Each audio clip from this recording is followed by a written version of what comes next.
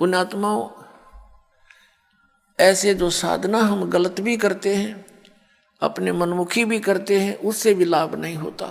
तो संत के वचन में शक्ति होती है और उस शक्ति से ही वो शब्द आपके अंदर काम करता है। जैसे जो औषधि होती है, इंजेक्शन के माध्यम से शरीर में प्रवेश कर दी जाती है तो वह काम करेगी, और बगैर सिरंज के वह अंदर नहीं जा सकती।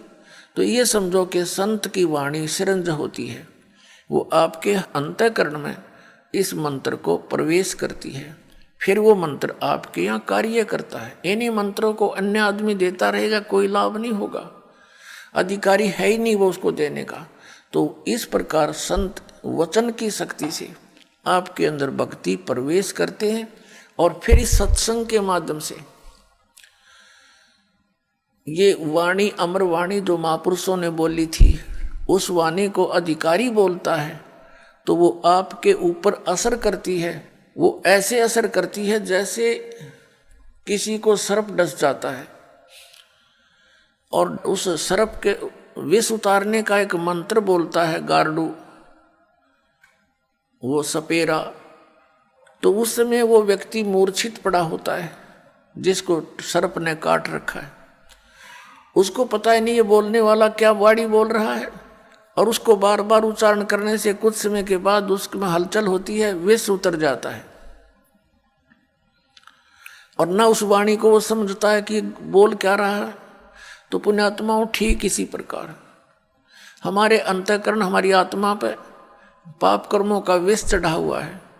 इन महापुरुषों की वाणी, सदग्रंथों की वाणी और अधिकारी के द्वारा बोली गई आपके ऊपर से वो कुछ ऐसे जो पाप होते हैं वाणी के पाठ, उच्चारण, श्रवण करने से ही कटा करते हैं। क्योंकि हम जब तक परमात्मा के चरणों में नहीं आते, सत्संग रूपी इस धोबी घाट पर हम नहीं आते, ये ड्राई क्लीन की शॉप समझ लो, यहाँ पर ड्राई क्लीन की दुकान है यहाँ, तो जब तक हम इसके संपर्क में नहीं आएंगे तो मैल कैसे समाप्त होगा?